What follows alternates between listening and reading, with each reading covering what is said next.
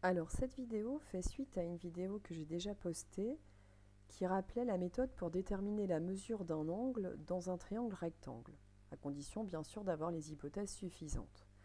Alors je vous avais dit dans cette dernière vidéo qu'on allait voir aussi un exercice concernant le calcul d'une longueur grâce à ces outils de trigonométrie.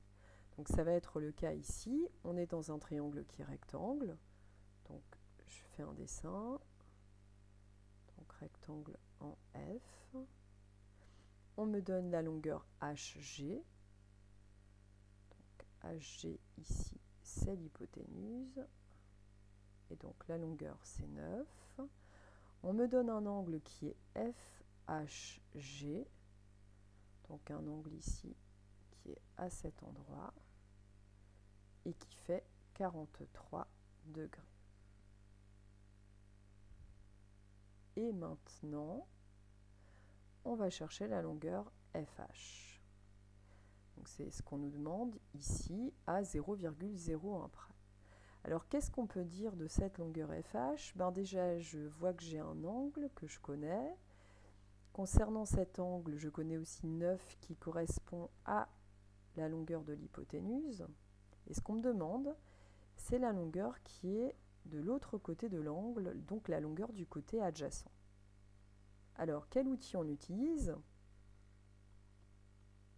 On a cosinus, sinus ou tangente. Et on se rappelle qu'on a hypoténuse et on cherche adjacent. Donc il va falloir utiliser la formule qui lie adjacent et hypoténuse, et donc c'est le cosinus.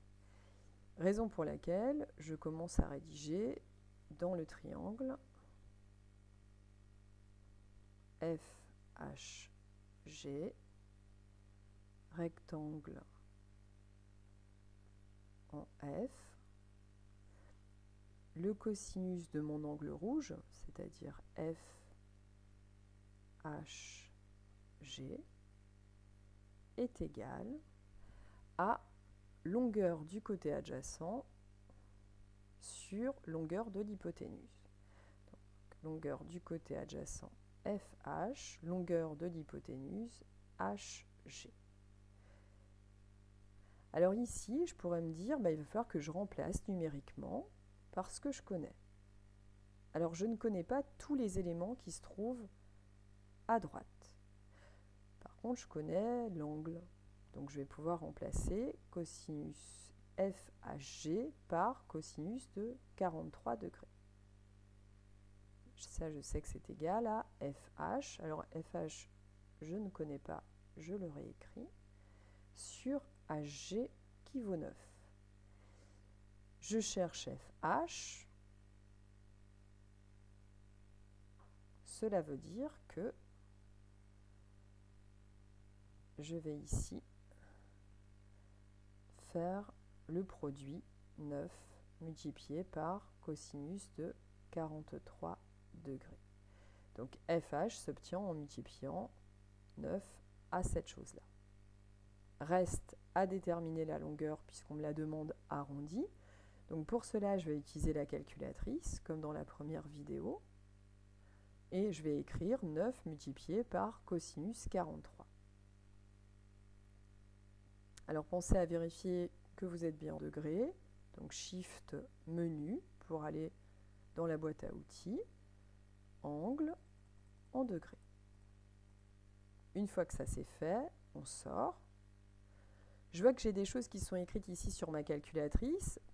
Pourriez vous demander, est-ce que vous savez comment effacer? Est-ce que vous vous souvenez des différentes touches qui vont permettre d'effacer cet écran et de repartir avec quelque chose de propre, entre guillemets. Donc F2, et puis là on va demander donc d'effacer tout, delete all.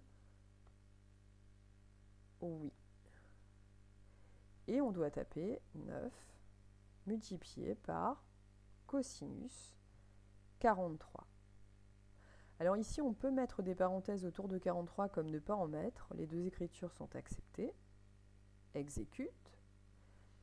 On a ici un résultat, 6,582 si jamais je tronque. Donc, je prends ça en note. 6,582 82. Et je regarde ce qu'on me demandait, puisqu'on me demandait au centimètre à 0,01 près. Donc je me rends compte que là, j'ai pris un peu trop de chiffres après la virgule, puisque je ne dois garder que les deux premiers, tout en faisant attention au chiffre qui suit, que je n'ai pas pris en compte, qui est un 2.